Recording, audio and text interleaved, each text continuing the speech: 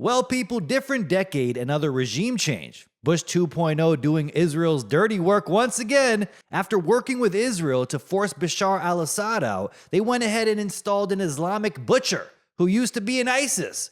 Yeah, that's called progressiveness right there. You know, the Mossad and CIA created ISIS group, a terror group that did the dirty work of the DICs.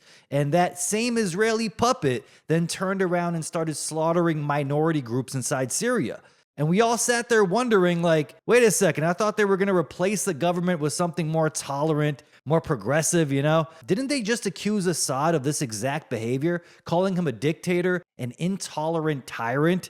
Yet the person they replaced him with is the least tolerant type of person imaginable, a literal terrorist. Someone willing to slaughter any minority group because, you know, they're all infidels to his religion. Oh, except for Israelis. Yeah, they're apparently off limits for this ISIS jihadi. Yeah, funny how that works. But here's the crazy part. This regime change blueprint has been going on for decades.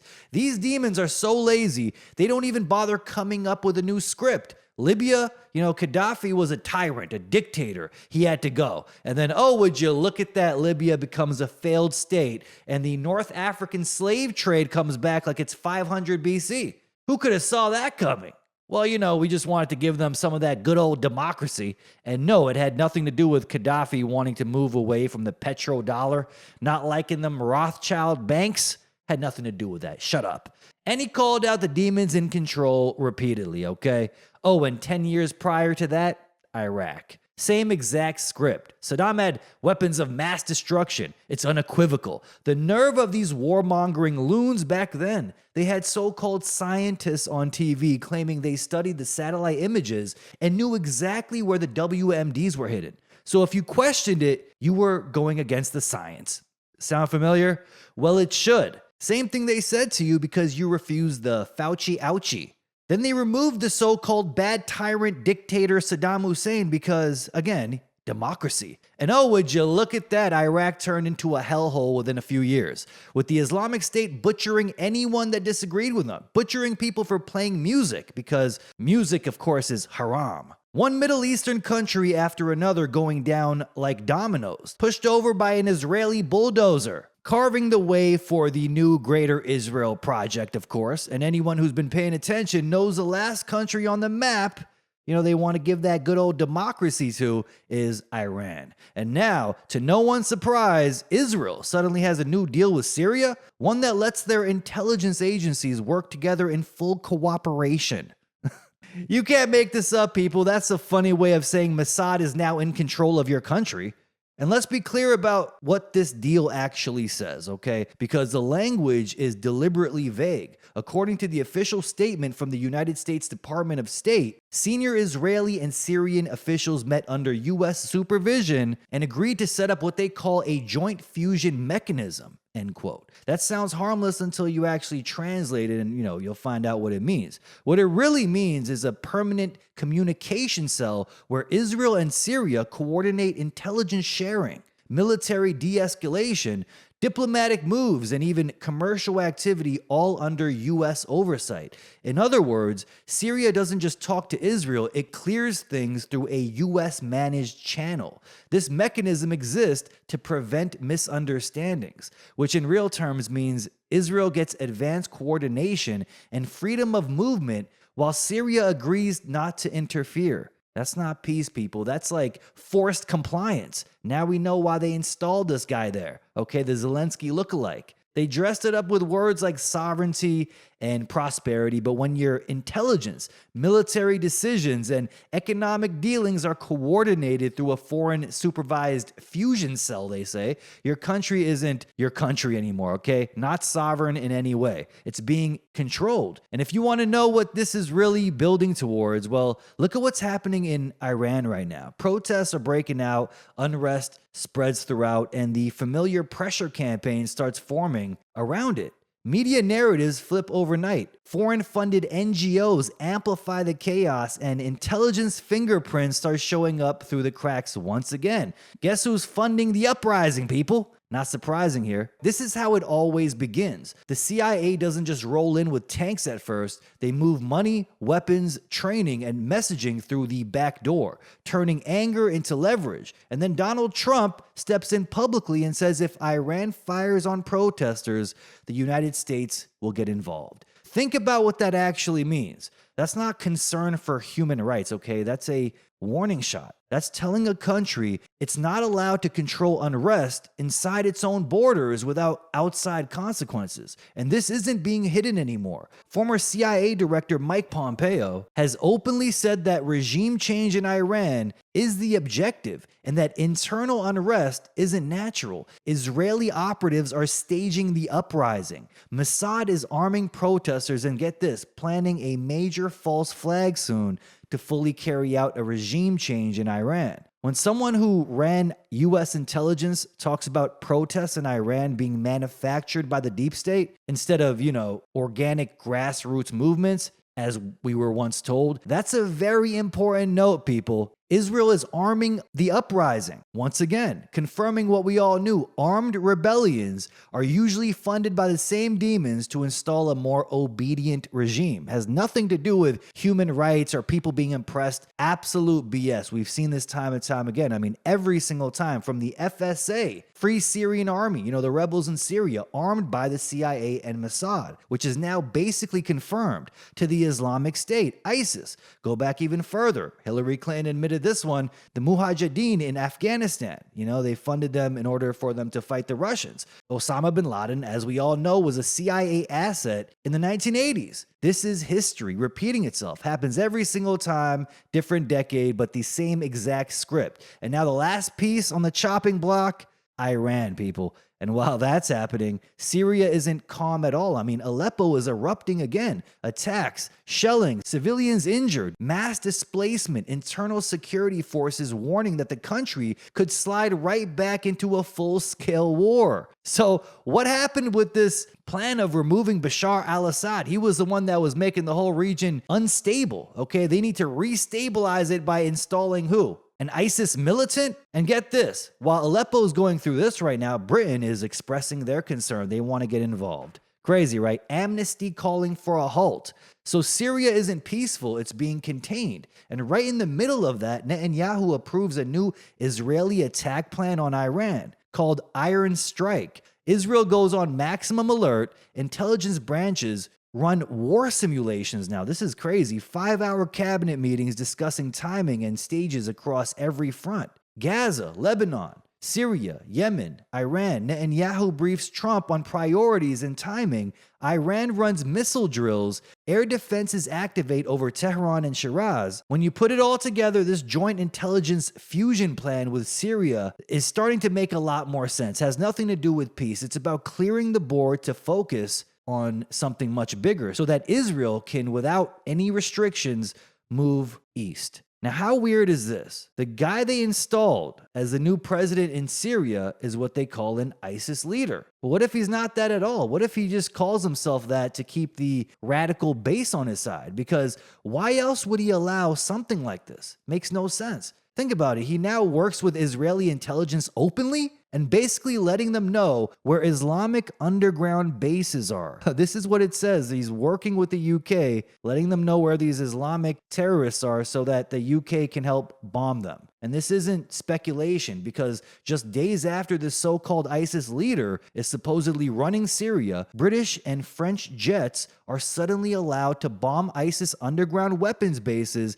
inside Syria using careful intelligence analysis. RAF Typhoons, French aircraft, US coordination, precision strikes on tunnels, no Syrian resistance whatsoever, no backlash. I mean, so let me get this straight. Syria's new leadership is branded Islamist, yet Western militaries are freely striking ISIS targets inside Syrian territory based on shared intelligence. Right after Syria signs a joint intelligence fusion deal with Israel and the US, That doesn't look like an enemy state, people. That looks like total control. I mean, they have full access now. They have full control over Syria. That's like someone on the inside pointing to locations and saying, bomb there, bomb here, So all of this does feel extremely weird. Do we have another Israeli puppet in charge of another country? I mean, from the States to Mexico, Venezuela, and back to Syria. They might as well give this Zelensky lookalike over here an Israeli award next. Speaking of the same script playing out, now we've got Bush 2.0 going after Saddam 2.0. Look at the uncanny similarities here, people. What is going on? They said history rhymes. No, it literally repeats word for word. Well, ain't that some... Maduro doesn't just look like Saddam Hussein. He's being framed the exact same way, too. Can you believe that? We deserve better psyops, okay? More original ones. Let me be clear before anyone starts screaming. I'm not defending Maduro in any way. I'm definitely not defending Venezuela because it did collapse under his watch, of course. The country turned into a disaster, people. People lost everything. Jobs vanished. Inflation wiped out savings. Millions fled. You don't even need mainstream news to see it. You can watch it for yourself. Walkthrough videos, street interviews, panhandlers, street workers across Colombia. Okay, it's actually devastating to watch some of these videos. A huge number of them will tell you the same thing. They came from Venezuela, okay, because they had no opportunity left at home. You see women on street corners with their daughters beside them, okay, trying to survive day to day, trying to make some money for food. They're asking them, why are you standing here? Well, they're selling their bodies because they don't have money, and they all came from a collapsed nation, Venezuela. And they came into Colombia illegally looking to make some money. That's the reality, and it's absolutely tragic. Maduro presided over a failed state, whether through incompetence, corruption, or simply being overwhelmed by forces bigger than him, not sure. None of that is in dispute. What is in dispute is the fairy tale that what's happening now has anything to do with Americans suddenly caring about Venezuelans. If that were true, North Korea would have been flattened decades ago. China would be liberated. Russia as well. They're not. Because this isn't about suffering populations. They don't care. It's about control and resources. Why do you think they're saying ISIS is now in Nigeria? Do you really think they care about the Christians in Nigeria? Christians were slaughtered in Iraq immediately when they removed Saddam Hussein. And then they funded the Islamic State to go kill the Christians. So this is the same thing repeated here, okay? Venezuela as well, it happens to sit on one of the largest proven oil reserves in the world. And that alone explains the obsession. And here's where things get interesting. Venezuela stopped exporting oil to Israel back in 2009, and at the same time was providing free or heavily subsidized heating oil to poor Americans who were literally freezing while their own government looked the other way. Fast forward, and now we're told their oil needs to be secured, in quotes. Their government needs to be removed, and the public is convinced this is the perfectly legal and logical moral step here. How weird is it that 3 days after Netanyahu was on camera saying this, we've had an unbelievable success, and by degrading Iran, which was a first-rate power, now it's a second-rate or third-rate power. They were throwing their weight all over the place, exporting terrorism, not only to every part of the Middle East, but to Venezuela. They're in cahoots with the Maduro regime, They're exporting terrorism to America, to the American hemisphere, and then they want these Hezbollah and Hamas to get their guys into the United States. So Hamas and Iran's and its proxies are a threat not only to us, but to Israel, all America's allies in the Middle East, and to America itself. The nerve of this scumbag. Back in the early 2000s, he was saying we need to go into Iraq. Saddam Hussein definitely has weapons of mass destruction. Now he's saying Iran, Hamas is actually working in cahoots. Hezbollah is working with Venezuela and we need to go in there, okay? He urged Trump to bomb Venezuela and take Maduro hostage 3 days before Trump actually did it. If not stopped, Iran could produce a nuclear weapon in a very short time. It could be a year, it could be within a few months.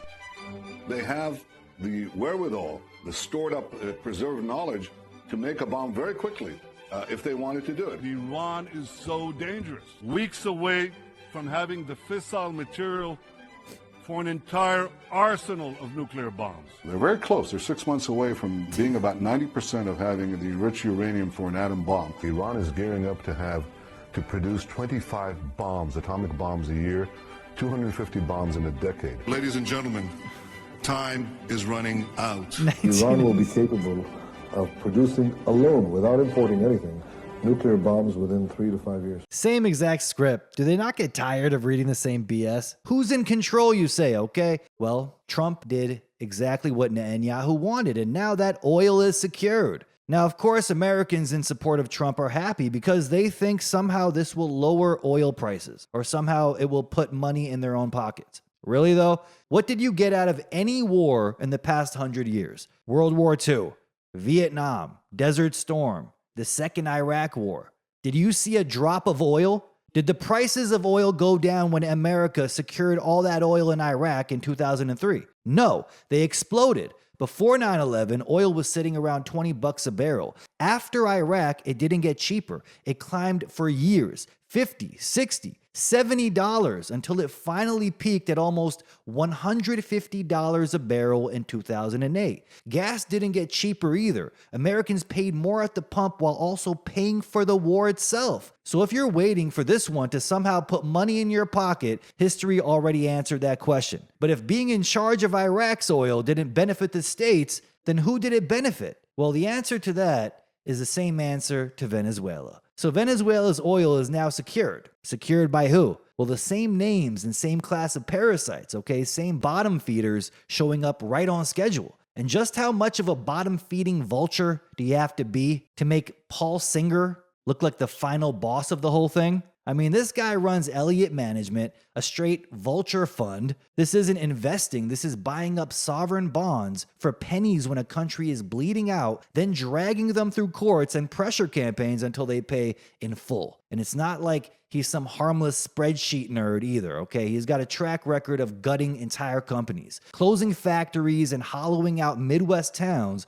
like it's a hobby, then walking away richer while everyone else gets laid off and forgotten. And now, surprise, surprise, he's positioned to cash in on Venezuela too. Venezuela Analysis reported that Elliott was picked as the winning bidder in a court-mandated auction tied to Venezuela's U.S. refiner Citgo. So when they say Venezuela's oil is secured, you start to realize what that really means. Secured for the debt sharks, okay? Secured for the claim holders. Secured for the DICs, people. The same ones who are waiting for the country to get destroyed just enough that the assets could be scooped up cheap, okay? And if you want to know what causes are near and dear to Singer's wallet, what he's emotionally invested in, what he keeps funding, well, here's your answer. Okay, basically all of the things that were in those books the Nazis burned. That's right. He's a major pro-Israel donor and he funds a whole ecosystem around that. You've got money flowing into groups like AIPAC,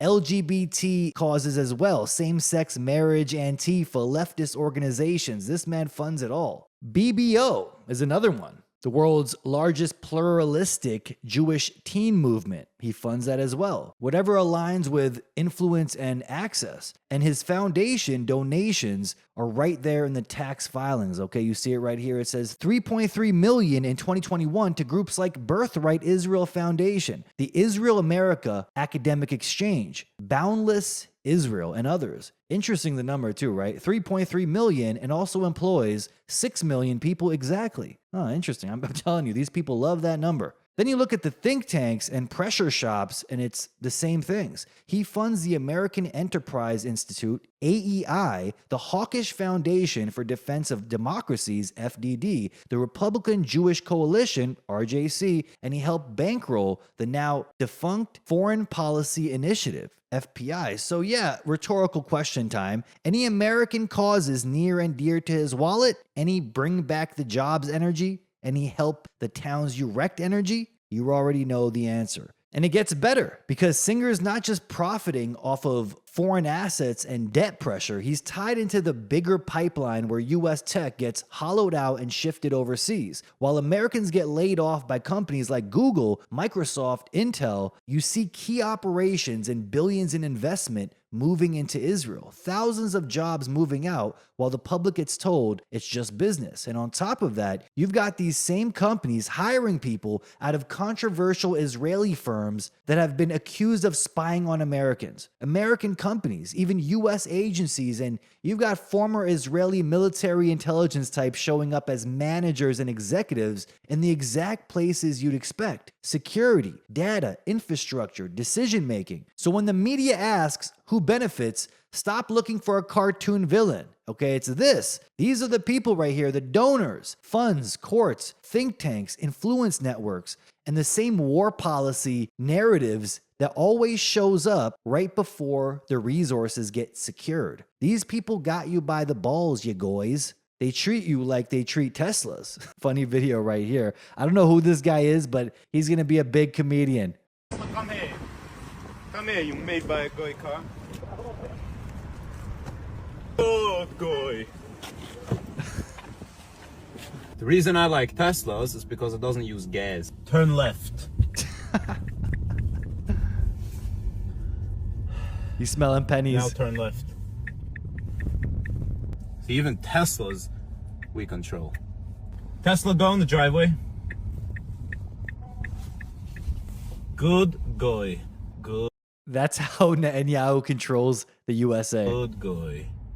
See, even us Jews control the cars because we're superior. This guy is pure comedy. You know, I don't know who this guy is, but he really is a base Jew. Shout out to him, because there's another video here. It's actually hilarious. It's the Jews. It's not the Jews, bro. It is the Jews. It is billionaire psychopaths that have sold the world for profit. So, in other words, the Jews. Christians United for Israel has over 10 million members in the United States, and there's only 7.5 million Jews living in the U.S. And yet we still run the world. And we still own the media and everything. So, it is the Jews. For centuries in Europe, Jews were strictly prevented from owning land, holding public office, or performing all sorts of professions. Can we please not talk about that? Saying Jews are just good with money is about as ridiculous as saying, oh, black people are just better at sports. Well, it's true, ain't it? What it does show is that black people, especially in poor areas, will turn to sports more than their white counterparts because of the simple fact that they have less access to economic opportunities. Because again, the Jews. And in all honesty, if Jews secretly had all this power and money, do you really think I'd be working a job right now? Actually, I don't see this, and I don't see this, so, does add up. That's hilarious. This guy is a base Jew. Shout out to him. He is really killing it on social media. I'm seeing his videos everywhere, and they got me dying over here. He's really, really one of a kind. I wonder how fast he's going to get hit with one of those anti-Semitic hate crime charges. Absolute comedy. But now apparently, Venezuela, Iran, all of these places invaded, regime change, the same blueprint every time. But here's another one. Greenland. Trump is not hanging this one up, people. It's next on the chopping block. Okay, as you can see right here, it says Trump indicates America will take Greenland. It will either be the easy way or the hard way. We are going to do something on Greenland, whether they like it or not. If we don't do it the easy way, we're going to have to do it the hard way. If we don't do it, Russia or China will take over Greenland. And we're not going to have Russia or China as a neighbor, okay? End quote. And now Denmark is saying if the U.S. steps foot in Greenland, it will be a bloodbath. Can you guys believe it? It's getting really wild out here. They actually say this word for word. Look, Danish troops would be required to take up arms and fight should the United States attempt to invade Greenland. Shoot first, ask questions later, they say. The Danish Defense Ministry has said amid alarm in Europe at Donald Trump's insistence that America needs to acquire this strategic Arctic island. And even the Dutch want to get involved as well. As seen on this Twitter post, Dutch voters want the Netherlands to intervene when the US invades Greenland. They would also rather abolish NATO than to make Denmark give up Greenland. Absolute madness, folks.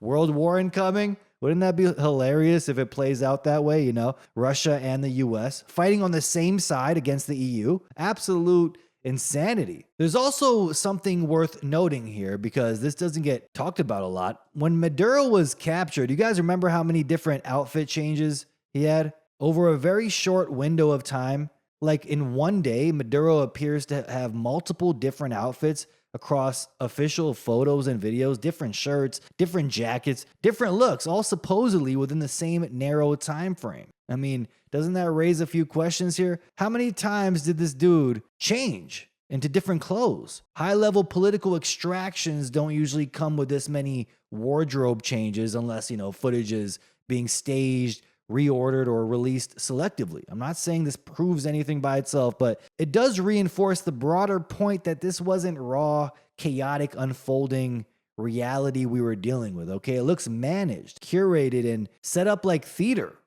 just packaged perfectly for the public consumption. And when optics are this controlled, it's reasonable to ask how much of what you're seeing is real time and how much of it is presentation. The US military was so caring, okay? They even gave Maduro his own stylist. Funny, they branded him a narco threat, dragged out under the banner of stopping drugs, paraded like a cartel boss, even though Venezuela wasn't producing fentanyl and wasn't flooding American streets with poison. Meanwhile, the Sackler family, through Purdue Pharma, knowingly helped unleash OxyContin on the US, lied about the addiction risks, and reigned over this opioid epidemic that killed more than 500,000 Americans. And not one of them went to prison. No midnight raids, no consequences to that, of course, no. Just settlements and legal immunity. They've been using that word immunity a lot lately. Similar to how ICE apparently has absolute immunity for shooting people in the face. Oh, and like the vaccines as well. They have, the vaccine makers have total immunity too. Think about what that word means at this point. How many lives were destroyed by the COVID vaccines? How many people lost loved ones, parents that lost children? Breaks my heart to see. These stories, they really are devastating, especially as a father now. Unimaginable pain. Hundreds of thousands killed in just North America. And that's not including the people diagnosed with turbo cancers, sepsis, autoimmune disorders, or even permanent neurological problems too. I can't think of a bigger weapon of mass destruction like the one that was in that syringe. Has anyone went to prison for the mass slaughter? Has anyone been held accountable? Biden administration for mandating the death shot, Trudeau's government, Boris Johnson, Trump, the father of the most dangerous injection to ever be invented. No accountability whatsoever. Every single one of these bastards are just roaming free, living their best lives. Trudeau is out here on yachts with Katy Perry. Boris Johnson was probably given his own pedophile island somewhere. Trump rolls out the red carpet for the Pfizer CEO, tells him his work during COVID was extraordinary. These people couldn't care less about a deadly substance that harms Americans. Fentanyl, OxyContin, you name it. If they had a shred of decency, they would announce that all vaccines are murder weapons, that all big pharma slop is straight up poison, but the only time they actually remove something from the shelves is when people are willing to do the research and enough people wake up. They start looking into the horrific effects of some of these products. The average person is becoming more and more lazy though. So I don't expect any real thorough research being done by people at this point. Through endless algorithmic propaganda, TikTok attention spans, terrible foods, and endless vaccines, the demons in control have successfully created a lobotomized population that simply does not have the energy for basically anything except, doom scrolling until their brains turn into fried omelets. That's it. And get this, Maduro even pointed out that roughly 85% of cartel money is laundered through US and allied banking systems. Hundreds of billions a year, flowing clean through financial institutions. Suddenly he wasn't just inconvenient, he was dangerous after saying this stuff out loud. That's when the narrative hardens. This was never about drugs, it was about control. And the way Maduro was taken lets us all know it was pure theater. Okay, looking extra staged. Cameras ready, no real resistance. Maduro was taken with no fight whatsoever. They did say around 75 to 80 people died, which is horrific, but Maduro put up no fight at all. Wouldn't you die for your nation or something, just to stand up, be a stand-up man like that, a hero? Of course not. That doesn't look like a kidnapping. It looks like an extraction that has already been approved. Look at this right here. Leaders who survive coup attempts for over a decade don't get caught sleeping unless the game is already over. Whether Maduro was incompetent, compromised, or simply boxed in doesn't change the outcome. His removal weakened the Chavista movement, cleared resistance, and opened the door for the same regime change machinery we've seen everywhere else. Different country, same script. WMD, aka drug war, drug war BS sold to the public again. And here's why that framing matters, because it's not just propaganda, it's legal cover. International law is built on one basic rule. Countries don't get to invade other countries whenever they feel like it. You've got sovereignty, you've got the UN Charter's prohibition on the use of force. And then you've got the narrow excuses powerful states hide behind to pretend they're still playing by the rules. Self-defense, consent, or a Security Council mandate. So what do? They don't call it a war, they call it law enforcement. That's exactly what Russia did when they went into Ukraine. They didn't call it a war, they called it a special military operation. They don't say we attacked a state, they say we conducted an operation. They don't say regime change, they say restoring democracy or counter narcotics. Because if you can sell it as policing cartel networks instead of attacking a government, you dodge the word war. You dodge accountability, and you make anyone who objects sound like they're defending criminals. That's the trick. You change the label and suddenly the same act becomes legal in the public mind. And once that door is open, it's not just Venezuela, it's any country they want to treat like a crime scene instead of a sovereign state. But behind the curtains, world leaders are shaking hands, paid big bucks to carry on the agenda. Oil, profits, and overall obedience to the deep state. And I'm not defending Maduro or communism, okay? Venezuela collapsed under him, that's obvious. But democracy can't be installed at gunpoint. If the people don't have the heart to rise up themselves, overthrow their own government, tear out the parasites, and build something fair, then they don't have the heart to keep a country alive in the long run. You can't step in from the outside and accelerate democracy if the people there don't have the fight in them to sustain it. And I'm saying this because we've seen this fail over and over and over again. Endless examples. Different countries, same outcome. After Maduro was already in US custody, after the operation was finished and the justification no longer mattered, the Justice Department quietly changed its language here. This is nuts. The cartel they had been spending over a year pointing to as the legal basis for seizures and military action was no longer a cartel. That's right, people. In court filings now, prosecutors stopped calling Cartel de los Soles an organization at all and admitted it was essentially a nickname, a slang term that had been used for years to describe corruption inside the Venezuelan military and political system. No structure, no leadership chain, no terrorist group, just a description, okay? A cute little nickname. That correction didn't come from critics or outside pressure. It came from the same department that wrote the original indictment. Once they actually had to prove something in a courtroom instead of repeating it on television. The sequence here matters. A claim is treated as fact until it has done its work, okay? Only afterward, when evidence is required and the outcome is already locked in, does the language change.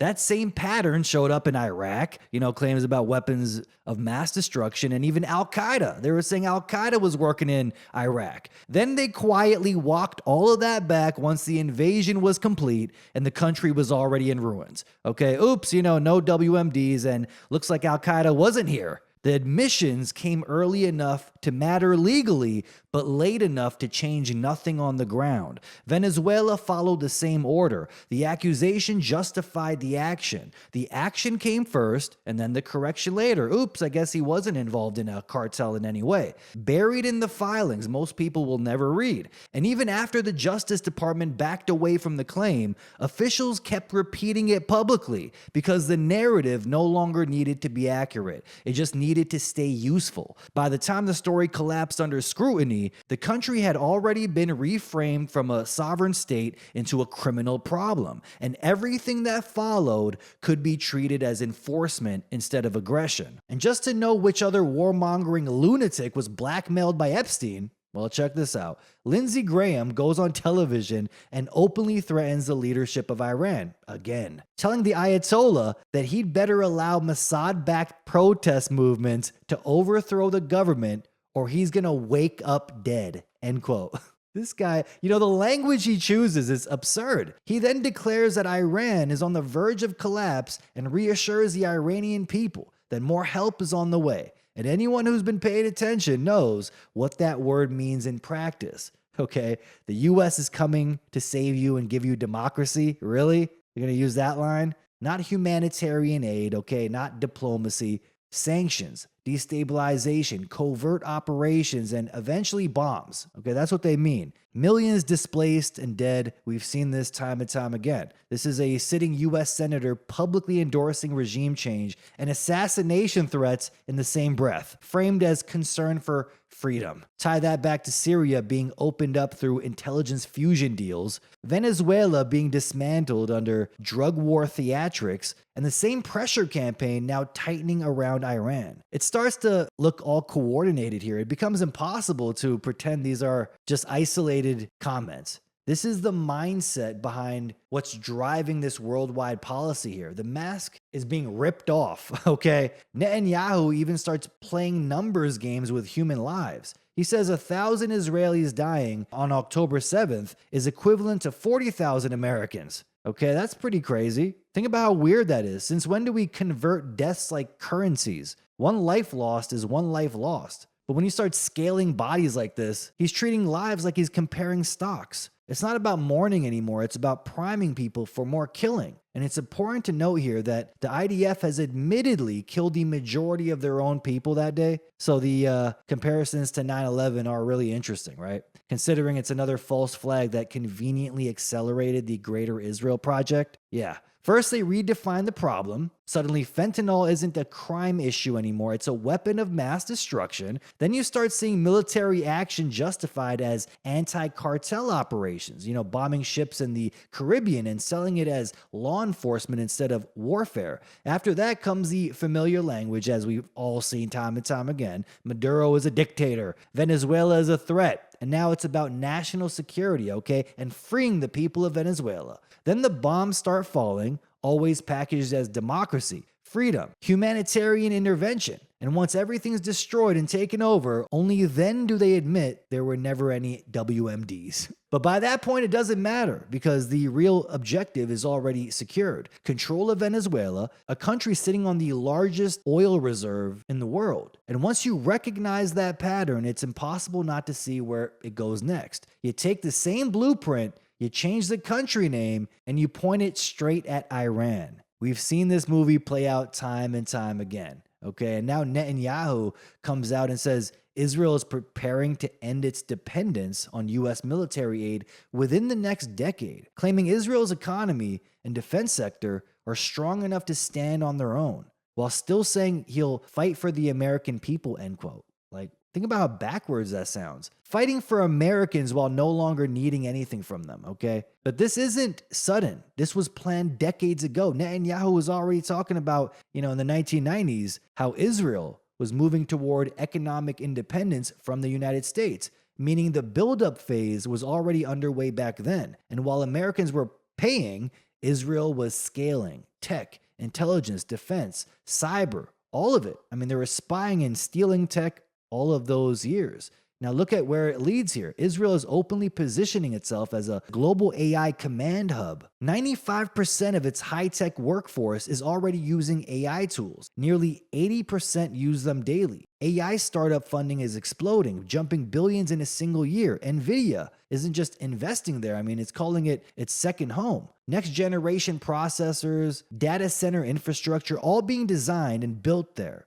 On top of that, the Israeli government is funding a national AI supercomputer, deliberately keeping regulations soft so the system can scale fast without friction. For a country that small, that kind of concentrated power isn't normal. That's not organic growth. They're using military, from Palantir to Carbine and all of these AI central command structures, intelligence, academia, industry, finance, AI all fused together. A 10 million person state is now running at the top of the empire, people. So it looks like Benjamin Netanyahu has clearly sucked the American empire dry. A golden calf. We will suck it dry, chop it up, and sell it off piece by piece until there is nothing left but the world's biggest welfare state that we will create and control. This is what we do to countries we hate. We destroy them slowly. And now they're declaring victory. The head of the AI surveillance grid. No need for economic aid anymore. They're officially taking over. And speaking of AI taking over,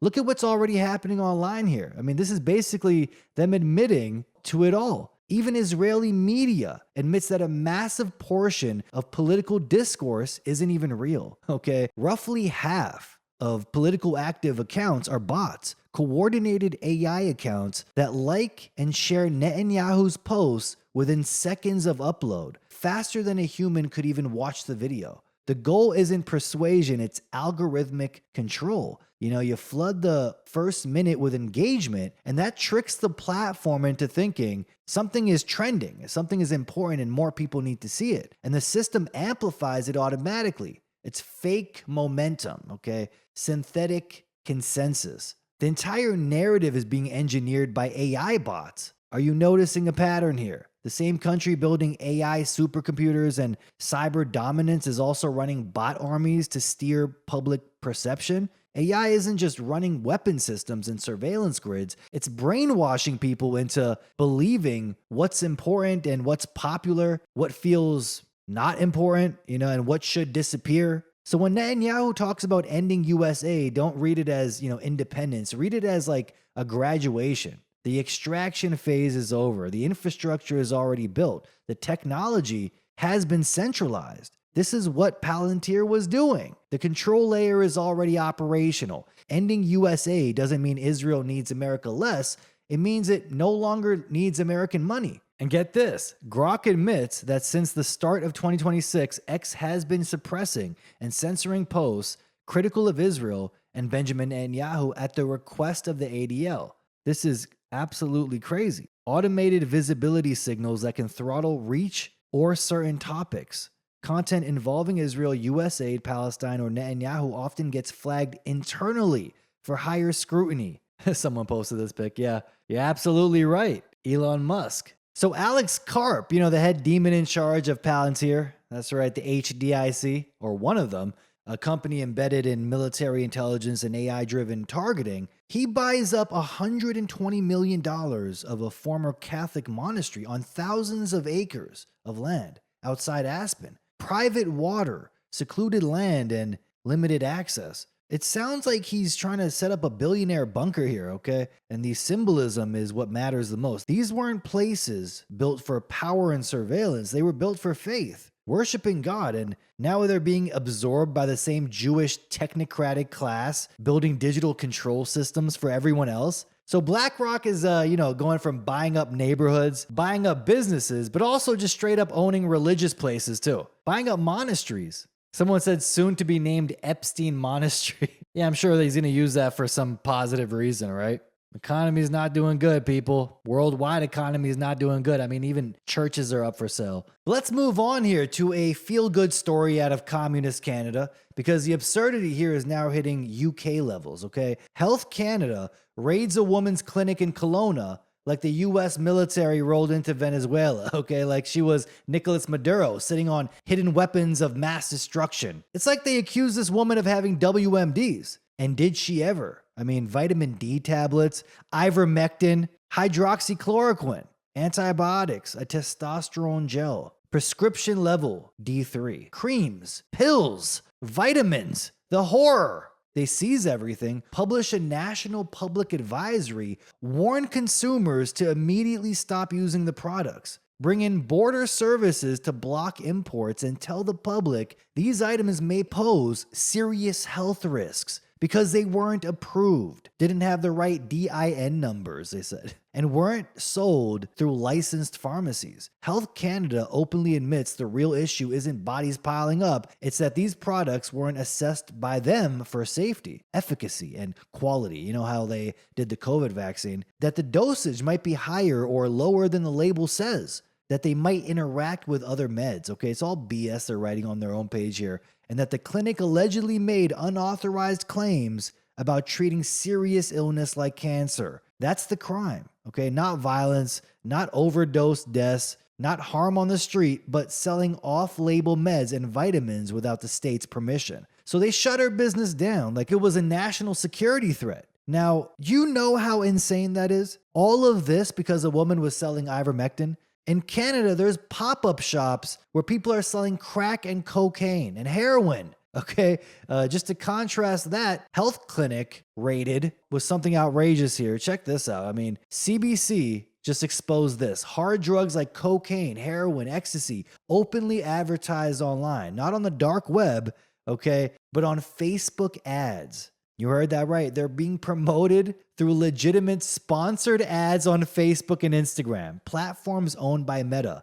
a company that makes over 90% of its money from advertising. These ads, they look professional, polished, reassuring too, telling buyers the drugs are tested, safe, and discreet. People click the link, add to cart, pay with credit card or e-transfers. They even get a Canada Post tracking number and have cocaine delivered straight to their community mailbox like it's Amazon Prime. CBC actually followed buyers and they followed them around with cameras to see how easy this process was. You're not going to believe this. They followed them step by step. They watched the packages arrive, had the drugs tested at harm reduction clinics, confirmed it was real, high purity cocaine, and social workers openly admit this has been common knowledge for a while now. Okay, Meta refuses on-camera interviews, but they sent a canned email saying it's a constant whack-a-mole here, okay, and they can't really do anything about the issue. It just constantly pops up. So they gave up. Canada Post admits it intercepts a microscopic fraction of parcels, but police officers say they hadn't even heard about the sites, and the RCMP sends a vague statement claiming they're actively targeting networks, while at the same time, drug sites keep popping up under new domains during the investigation. Think about how insane this is. You watch a video on Facebook, and the ad playing could literally be a drug dealer saying he got the best coke in town, okay? Best heroin, cleanest product. Here's my e-transfer. Here's your tracking number. They said we'd have flying cars in 2026. No, all we got is commercials selling crack and heroin, while vitamin D gets treated like a weapon of mass destruction. Yeah, welcome to Canada, folks, where if you sell ivermectin, you're basically Maduro with WMDs. But sell hard drugs through sponsored social media ads, and the government shrugs and calls it complicated. And isn't it crazy that at the same time, there's something called Bill C-2 coming forward, the Strong Borders Act. So they're allowing this to happen on purpose. Drug dealers are using ads and sending out cocaine through Canada Post packages.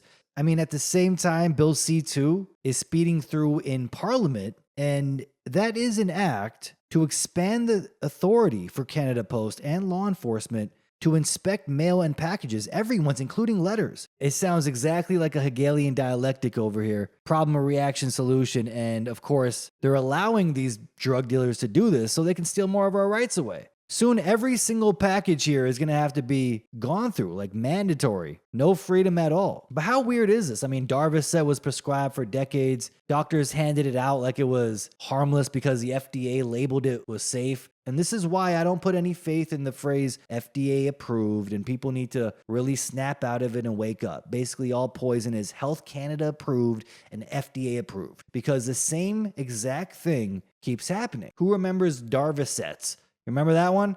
That was a prescription painkiller. Doctors gave it out for headaches, back pain, post-surgery pain, all of it. It was supposed to be a mild opioid, safer than the strong stuff, mixed with acetaminophen, basically sold as a responsible option. And doctors prescribed it for almost 50 years, 5 decades, okay? Physicians doing exactly what the system told them to do. And for that entire time, this Darvocet medication had people dying suddenly. Not slowly, not from addiction, sudden heart rhythm failure, dropping dead, taking the drug exactly as prescribed, okay?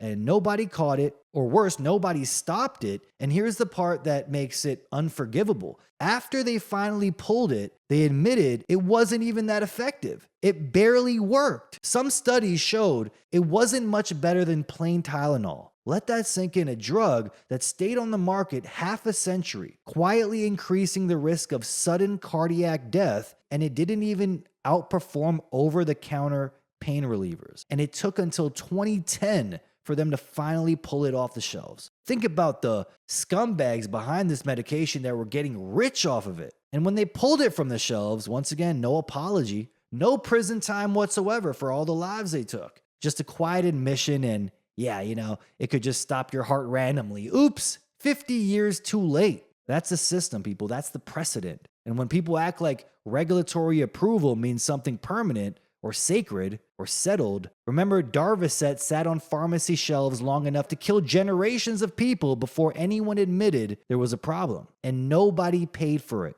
Ever. So a drug that barely worked better than Tylenol stayed on the market for 50 years while quietly increasing the risk of sudden cardiac death. And the medical system didn't catch it until bodies stacked up enough to be statistically convenient. Because if you think we're done learning that lesson, you haven't been paying attention. They'll have no problem admitting the COVID vaccines were strictly poison 50 years from now. And then this shows up, which straight up feels like another psyop here if you really look into it. Look at this right here. A peer-reviewed review gets published in OncoTarget on January 3rd, authored by cancer researchers out of Tufts and Brown. And it reviews 69 already published studies from 27 countries, covering data from 2020 through 2025, flagging 333 cases where cancer either appeared for the first time or suddenly accelerated within weeks or months of COVID vaccination. Not one country, not one hospital reports from US, Japan, China, Italy, Spain, South Korea, global, and the authors are careful, almost overly careful, to say they're not claiming causation, just patterns showing up over and over in the existing literature. Some of those patterns aren't subtle either. Tumors forming near injection sites, slow cancers that had been stable suddenly flaring up. Massive population data sets too, including a US military cohort of 1.3 million service members showing increases in certain blood cancers after 2021, an Italian review of 300,000 people, and a South Korean dataset of 8.4 million showing higher rates of thyroid, breast, prostate, lung, and colon cancers among the vaccinated, with higher rates showing up in people who took more doses and boosters. Younger adults under 65 showing more thyroid and breast cancers, seniors over 75 showing more prostate cancers. All of that is in the paper. And then days later, the journal's website goes down. Bad gateway errors. Site inaccessible. OncoTarget claims a cyber attack happened. Says they reported it to the Federal Bureau of Investigation. And suddenly the research can't be accessed through the journal itself. One of the authors goes public saying this looks like censorship, that published information about COVID vaccines and cancer signals is being blocked from reaching the scientific community. The journal vaguely suggests, without evidence, that it might be tied to post-publication reviewers like PubPeer, who immediately deny any involvement. No confirmation of an investigation. No explanation beyond technical disruption. And this is where it clicks with Darvocet, okay? Not because everyone's saying this proves anything yet, but because this is exactly how the early stage always looks. Signals get documented, reviews get published, the language stays cautious, the liability stays off the table, and then access gets interrupted. And the system buys itself time, just like Darvocet. The admission never comes when the data first appears. It comes decades later, when the exposure window is long closed. The damage is already done, okay? And everyone involved can say, honestly, that at that time, they didn't know. And once you understand that pattern, the next part isn't even subtle, because when access suddenly disappears, when a journal goes dark or a website throws a bad gateway error, we're trained to think accident or just a coincidence. But we already know as a matter of public record that blackouts and digital outages are not only easy to manufacture, they're now standard tools of the deep state. Take Venezuela, for example. In January, Donald Trump openly said the US shut off the lights in Venezuela using what he called certain expertise, okay, high-level tech to cause blackouts there. During the operation to capture Nicolas Maduro. He didn't hint at it, okay? He bragged about it, said it out loud. U.S. officials then confirmed the operation involved land, air, sea, space, and cyber assets working together. Cyber Command and Space Command were explicitly named as part of the mission support. Analysts explained that this didn't require anything exotic. You can manipulate transmission nodes, or you can use cyber access that's been quietly in place for years in a country with aging infrastructure and terrible cybersecurity. You don't need a miracle, you just need timing. And that's the key detail here, is that even the experts admitted something really important. If cyber operations were used, there would be almost no public proof. Power goes out, servers go dark, and everyone argues afterward about whether it was kinetic, cyber, or infrastructure failure. The effect is the same, just a straight up blackout that causes darkness, and the US military declares confusion and plausible deniability. The US military itself describes this as layered effects, using cyber the same way it uses air or ground forces, just another domain. So when a medical journal publishes a review pulling together cancer signals tied to the COVID rollout, and then the journal suddenly becomes inaccessible and the explanation is a cyber attack, the idea that this could be engineered is not speculative. I mean, it's established capability. We watched it happen to a capital city during a live military operation. We've been told directly that this is how modern power works, which means the real question isn't whether outages can be staged, it's whether we're naive enough to believe they only happen to enemies overseas. And never when inconvenient information needs to stall, blur, or quietly fall out of public reach. So we can zoom out from the medicine angle of this, and we see it happening all around the world. This is about infrastructure and how fragile it is, actually by design. Berlin just experienced its longest blackout since World War II, and we're told it was due to a small arson incident. One fire, one critical power cable destroyed, and suddenly tens of thousands of homes are without electricity, heat, cell service, and transit for days in the middle of winter.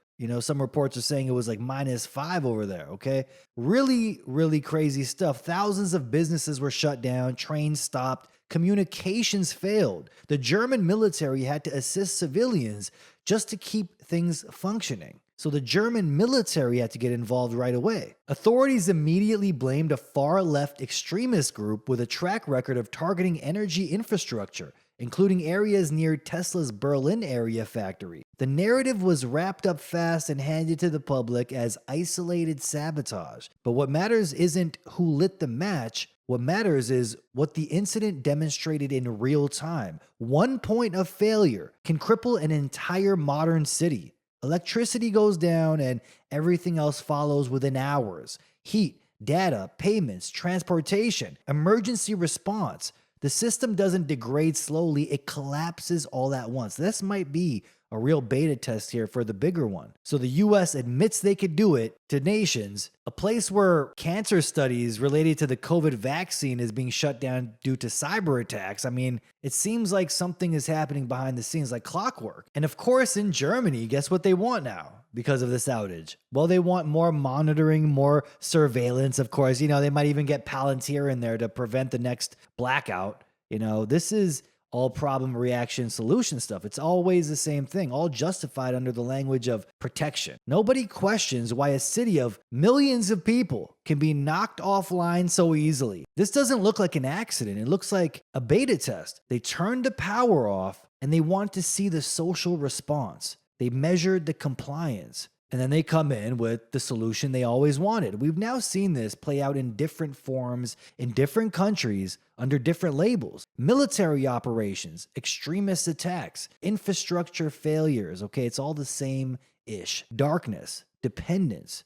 and justification for tighter control afterwards. That's the reality of centralized grids. They're efficient when everything behaves and incredibly useful when someone wants leverage. Because once electricity becomes a switch instead of a service, every outage becomes a message. Now keep in mind the next big one could be blamed on rogue Chinese AI. Because as you can see here, AI firm claims Chinese spies use its tech to automate cyber attacks.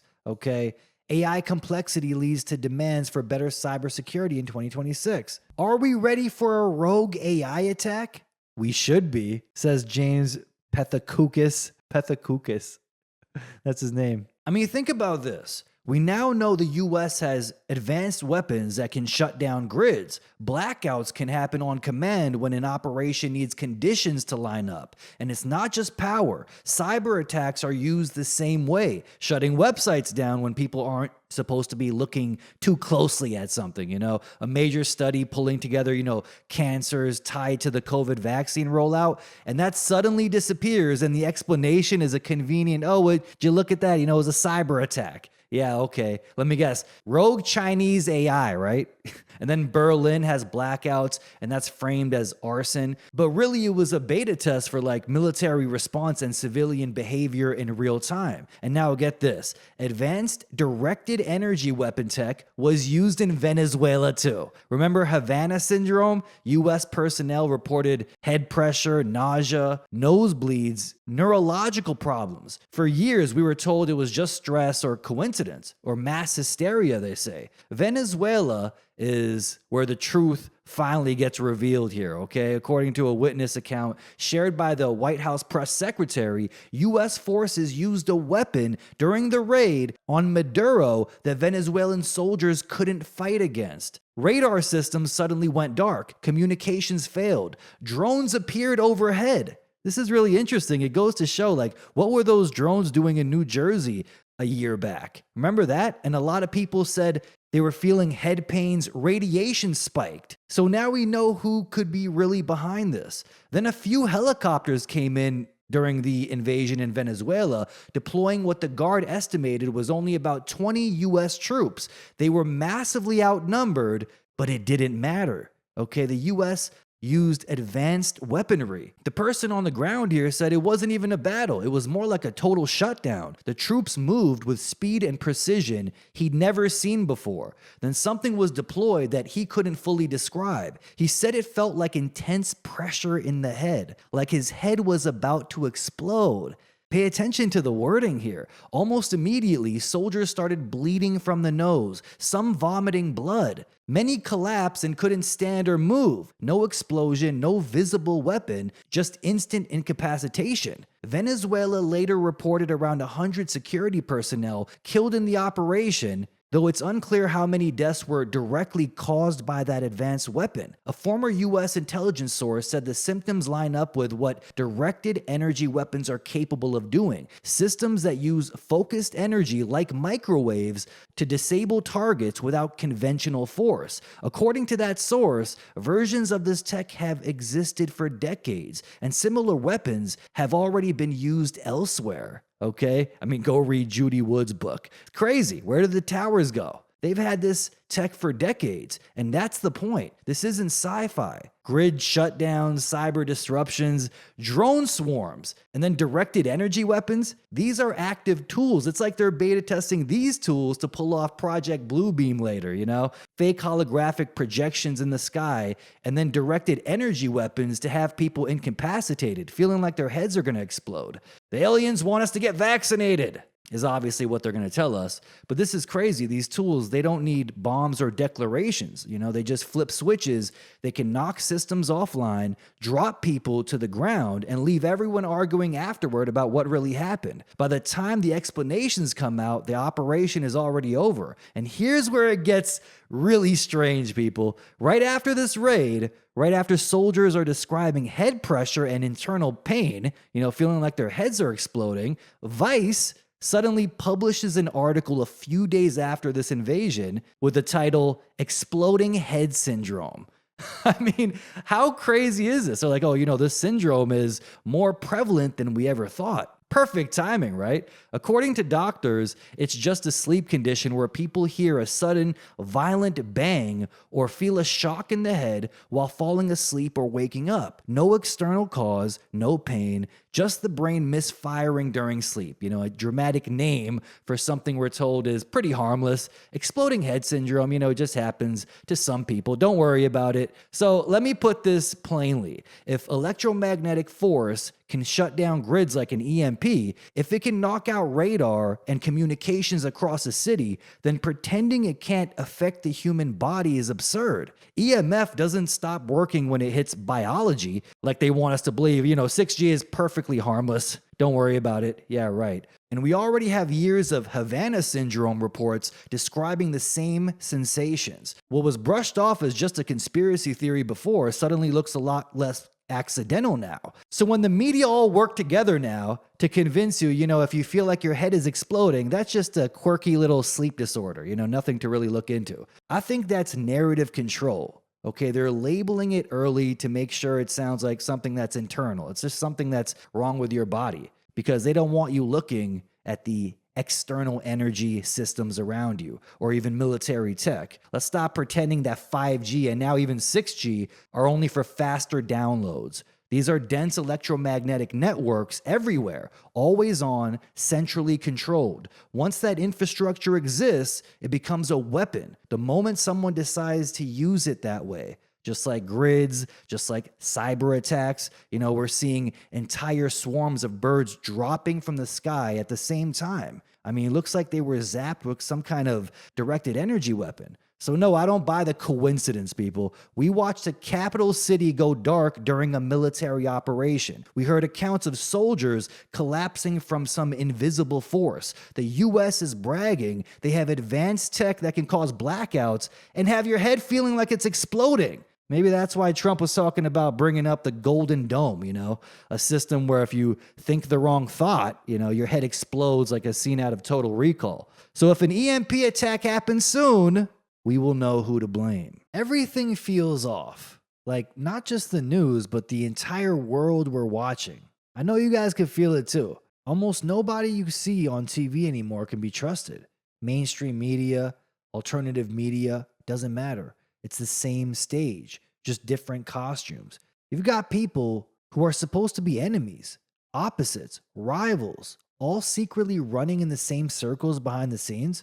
We hear reports of Candace Owens, Alex Jones, Ben Shapiro, Erica Kirk standing next to Nicki Minaj. They're all lounging in Valhalla somewhere. The whole thing feels like theater. Roles assigned, lines delivered, everybody's playing their part. And when the role is finished, when the character has served its purpose, they don't disappear. They get retired, promoted, moved somewhere off screen. Maduro, Epstein. People were told are either monsters, villains, or locked away forever. Maybe some of them aren't gone at all. Maybe they're just done playing their part. The world is a stage, and when the mission is complete, the actors get rewarded, while the audience keeps believing the story. And once you see it that way, you start noticing which actors seem to know what's coming before the lights go out. Take Erica Kirk, for example, because watching her talk about blackouts, EMP attacks, or grid failure hits differently once you realize she didn't stumble into this topic by accident. Back in 2013,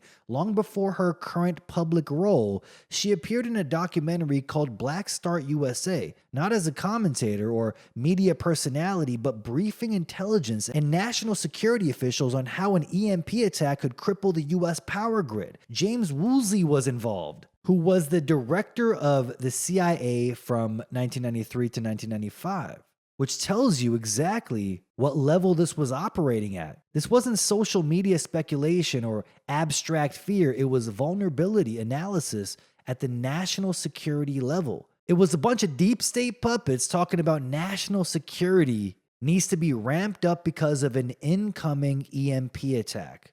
Years before blackouts and grid collapses entered everyday conversation. Think about that. All of this happened long before she married Charlie Kirk, and long before she became CEO of Turning Point USA, which is why people started looking more closely at her background. I mean, the acting, beauty pageants, media training, then quietly, deep exposure to grid failure scenarios. And the family side doesn't make it clearer, it makes it stranger. Her mother, Lori Frantsev, founded companies specializing in EMP-hardened technology, with Department of Defense contracts protecting high-level government facilities, the White House, Congress, the exact systems designed to stay online if everything else goes dark. So when blackout warnings show up now, they don't feel hypothetical, they feel like someone reading from a script they've already lived through. They are predicting chaos. This is predictive programming on a grand scale here, preparing people for the upcoming blackout. Maybe it's a way of saying that, look, if you keep asking questions about Charlie Kirk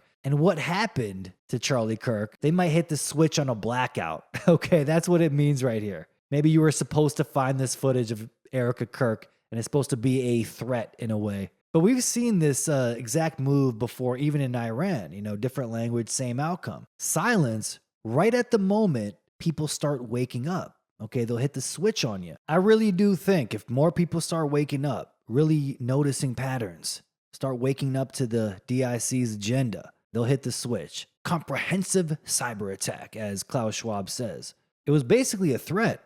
But if this is all coordinated, okay, the destabilization of all these Western nations in order to speed through with this globalist agenda of total domination, who's helping normalize it and how does it get implemented domestically? Who are the shows and the puppets, people? Okay, because they all do work together. This is where the mask really slips here because Jimmy Kimmel, I'm sure a lot of you have seen this, he went on UK television and announces with a straight face that from a fascism perspective, he says, America is having a great year and that tyranny is booming, which is remarkable, considering he's saying this while sitting in a country where people are literally being arrested and imprisoned for social media posts. A country where speech is criminalized, jokes get you police visits, and opinions can land you in a cell. That takes a special level of disconnect or dishonesty, or both. And no, this isn't a Trump defense piece, but I don't buy the fairy tale that Trump is some savior of freedom at all.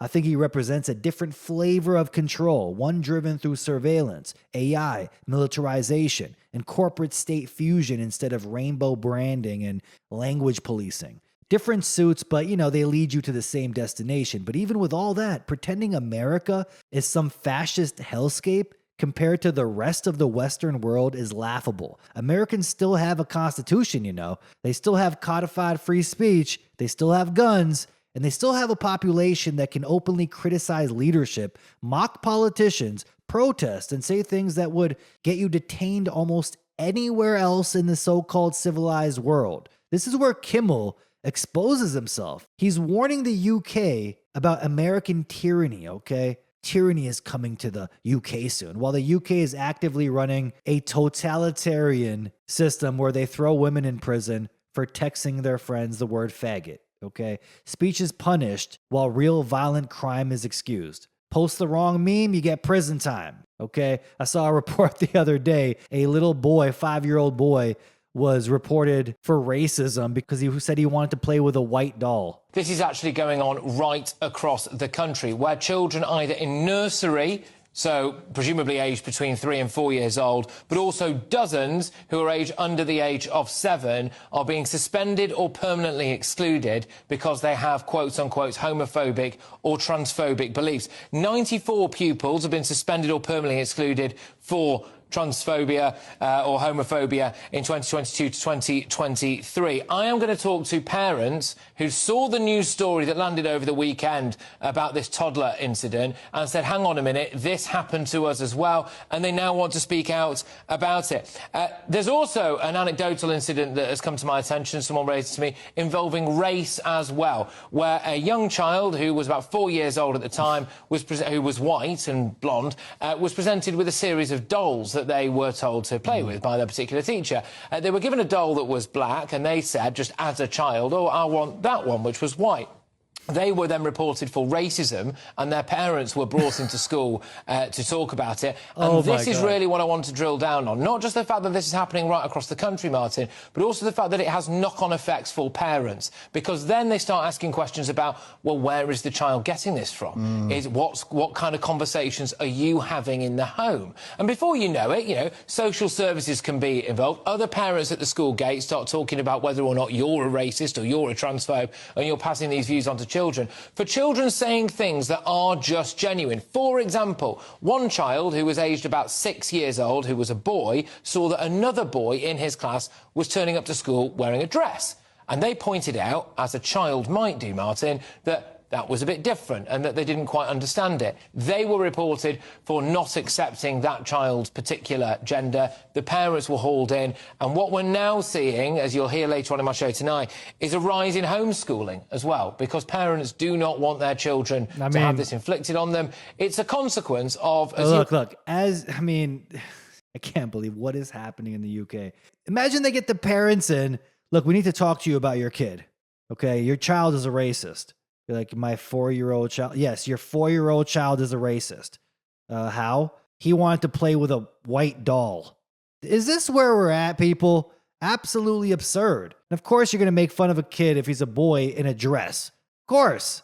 You know, you're a kid. They think in black and white. This is where the UK is at, folks. It's over with. The UK is sounding like a real hellhole. I can't believe people are doing long prison bids for saying things that, is twisted into racism or transphobia. Anarcho-tyranny system over there. Speech is punished while real violent crime is excused. Post the wrong meme, you get prison time. Commit sexual assault, or worse, you walk free, depending on the skin tone. That's not theory, people. That's the reality of the country that Jimmy Kimmel warned about tyranny. Tyranny is coming to the UK if you guys don't pay attention.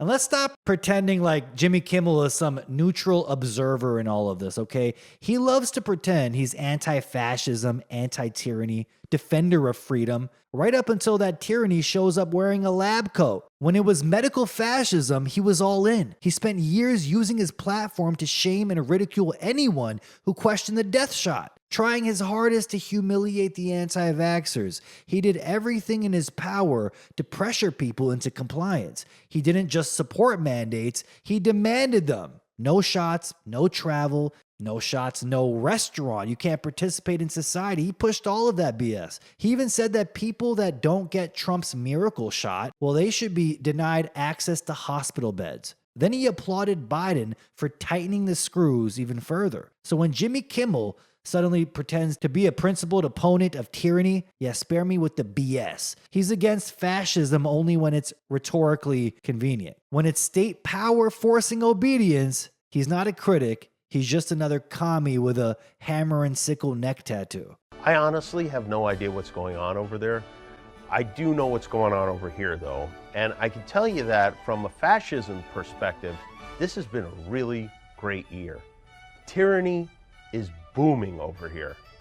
You may have read in your colorful newspapers, my country's president would like to shut me up because I don't adore him in the way he likes to be adored. The American government made a threat against me and the company I work for, and all of a sudden we're off the air. And because so many people spoke out, we came back. Our show came back stronger than ever. We won, the president lost, and now I'm back on the air every night. This is kind of unbelievable, but also par for the course. There's a controversy now. We now have controversies where we never had them before over the so-called vaccine passports that the Biden administration and private industry are working on so that we have a way to prove that you got your shots for the purposes of travel or going to a concert, sporting event, whatever. If you have a vaccine passport, you will be able to do that stuff. But unfortunately, many Republicans aren't on board with that, including Ron DeSantis, the terrible governor of Florida. You want to go to a movie theater? Should you have to show that? No. You want to go to a game? No. You want to go to a theme park? No. So we're not supportive of that. Right, which is very rich coming from the party that wants 9 forms of identification before you can vote.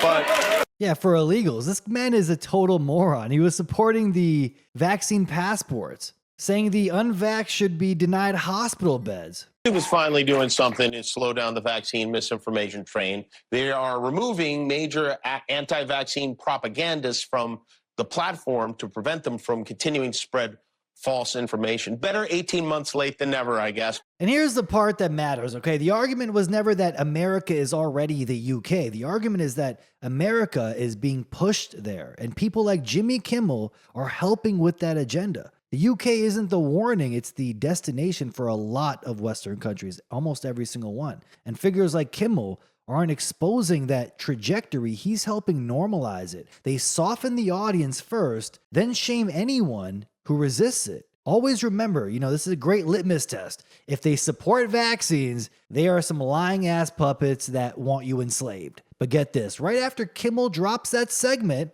saying the UK should watch out because, tyranny is booming in the States, guess what happens right after? Chaos erupts in Minneapolis. According to mainstream reporting, a federal immigration enforcement operation was underway when an ICE agent shot and killed a woman during an attempted arrest. And within hours, the country was right back in familiar territory, right? Sounds like George Floyd 2.0. considering it was 1 minute away from where the George Floyd event took place. Then protests, outrage, and the media is just constant here. I mean, the whole Twitter is only talking about this one thing. That's it. Now, here's the mainstream version of this. Renee Good, her last name's Good, okay? Yeah, psyopy, right? 37 years old, was present during an ICE operation targeting another individual, and during the encounter, she ended up in her vehicle while agents were attempting to stop her.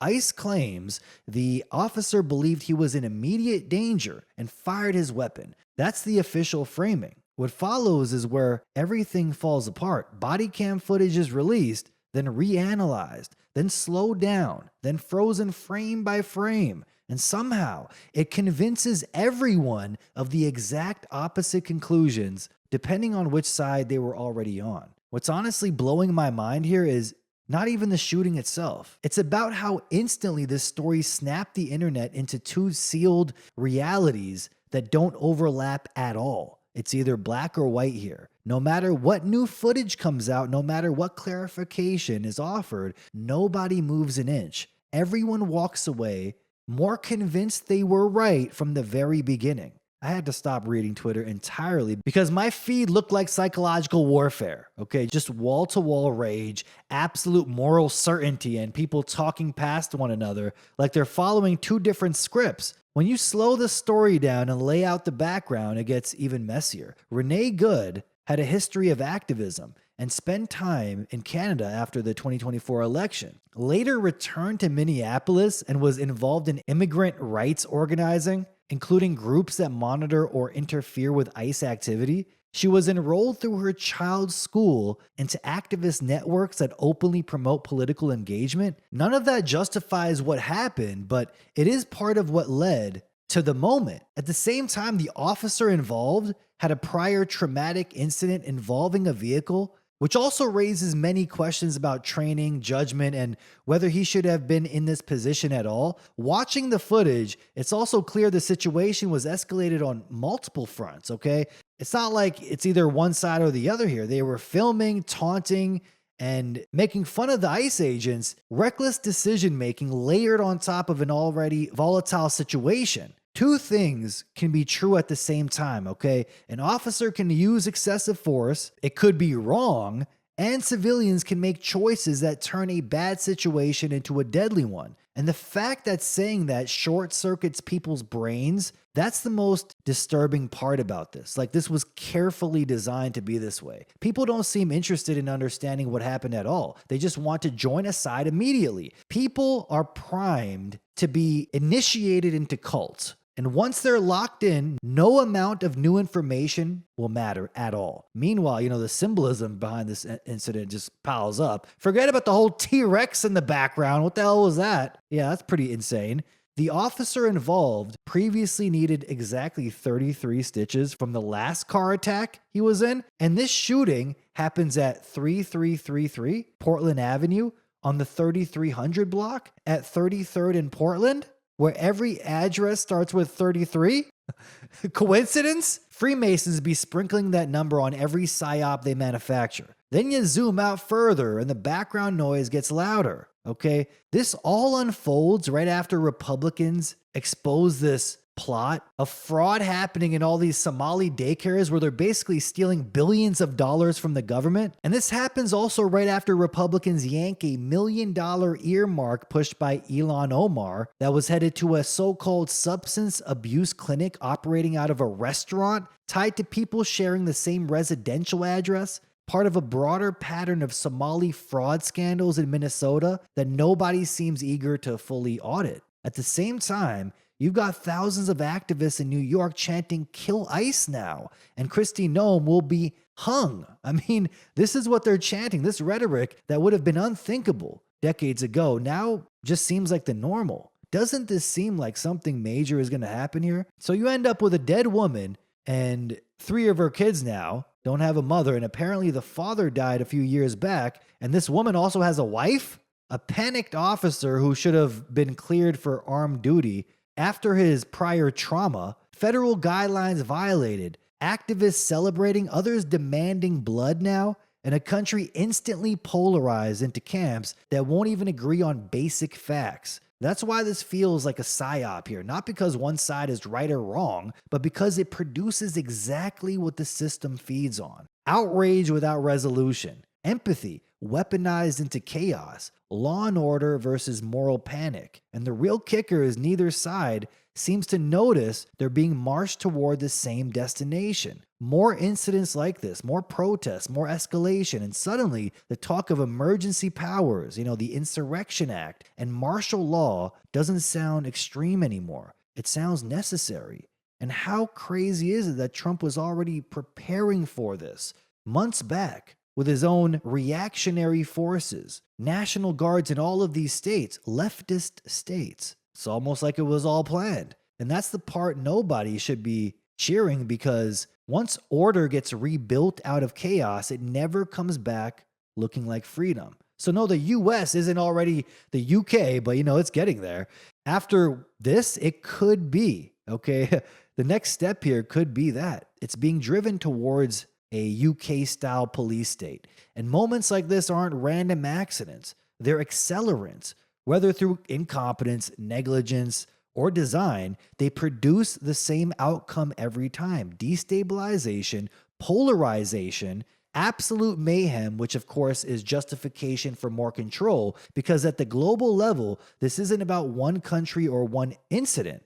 This is coordinated instability from the UK to Australia and now escalating inside the United States. False flags, psyops, accelerated destruction. It's happening everywhere now. 2026 is looking like the year where things are really going to be accelerated here, okay? All used to fast forward populations into accepting systems they would have rejected outright just a few years ago. So when people say 2026 feels different, just a few days in and all of this is happening around the world, this is not a good sign. Different nations, perfectly tailored psyops to speed through with the agenda. So keep your tinfoil hats strapped on tight, people.